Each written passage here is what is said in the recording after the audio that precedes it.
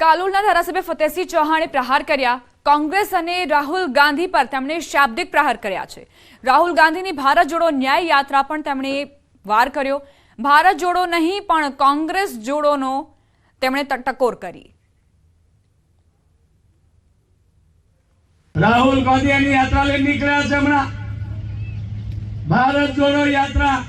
અરે ભાઈ ભારત જોડો રહેવા દે, કોંગ્રેસ જોડ આ બધી પતી જવાની જે બાકી રહ્યા એક પછી એક આયા કરે છે ભાજપમાં, આમને જોડને।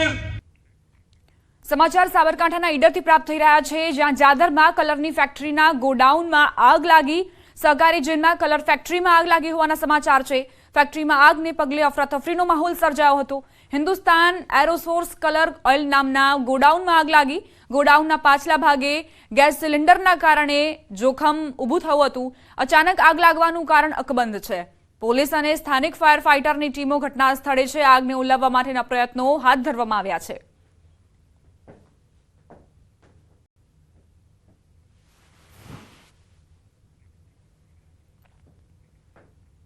समाचार राजकोटथी कारना शोरूममां भीषण आग लागी। नाना महुआ नजीक शोरूममां आग लागवानी घटना बनी। કેટલાક લોકો ફસાયાની આશંકા સેવામાં આવી છે। ફાયર વિભાગે ઘટના સ્થળે પહોંચીને અને આગને ઓલવવાના પ્રયત્નો હાથ ધર્યા। જો કે આગ લાગવાનું કારણ હજુ સુધી નથી જાણી શકાયું।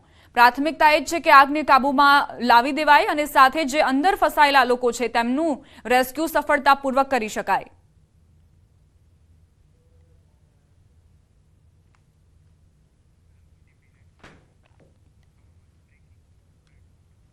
समाचार हवामान ने लईने प्राप्त थई रह्या छे। हवामान विभागे आगाही करी छे कि आगामी 5 दिवस वातावरण सूकू रहेशे। 3 दिवस बाद लघुत्तम तापमानमां 2 થી 3 ડિગ્રીનો વધારો થશે। મહત્તમ તાપમાનમાં પણ 3 દિવસ બાદ 2 થી 3 ડિગ્રી વધારો જોવા મળશે। ઉત્તર દક્ષિણી દરિયાઈ વિસ્તારમાં 15 થી 20 કિલોમીટર પ્રતિ કલાકની ઝડપે પવન ફૂંકાશે।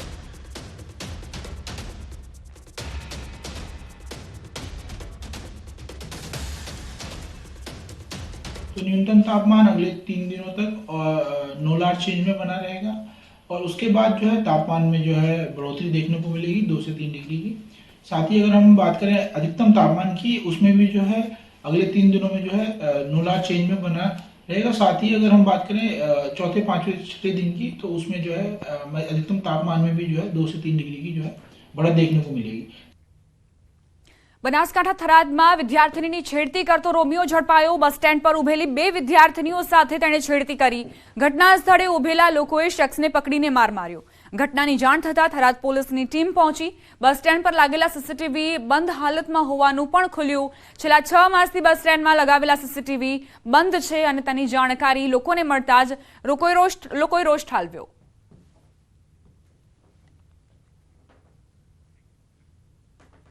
अमदावाद લીંબડી हाईवे पर लूंटनी घटना बनी। 70.20 લાખની ચાંદીની લૂંટને અંજામ આપવામાં આવ્યો। કુરિયર કંપનીના વાહનમાંથી 108 કિલો ચાંદીની લૂંટ ચલાવાઈ। લૂંટ મામલે પોલીસે તપાસ આરંભી। કુરિયરના મેનેજર અને વાહન ચાલકની પૂછપરછ કરાઈ રહી છે। ગણતરી દરમિયાન લૂંટની રકમ વધી શકે છે। લીંબડી અમદાવાદ હાઈવે પર કુરિયર પિકઅપ ગાડીમાંથી મોડી રાત્રે લૂંટનો બનાવ બનતા ચકચાર મચી ગઈ। કાનપરા ગામના પાટિયા પાસે અજાણ્યા શખ્સો imitation ladies item, cutlery item સહિત ચાંદીના દાગીનાના પાર્સલ લઈ જઈ રહ્યા હતા। તે સમયે ગાડીમાં લૂંટ ચલાવી લૂંટારુઓએ કુલ ગાડીમાં ભરેલ અલગ અલગ 72 કિંમતી પાર્સલોની લૂંટ કરી નાસી છૂટ્યા। 2 અલગ અલગ કારમાં કુલ 7 થી 8 લોકોએ આવીને આ સમગ્ર ઘટનાને અંજામ આપ્યો, જેને લઈ લીંબડી ડીવાયએસપી, પીએસઆઈ સહિતના સ્ટાફે ઘટના સ્થળે પહોંચી વધુ તપાસ હાથ ધરી છે।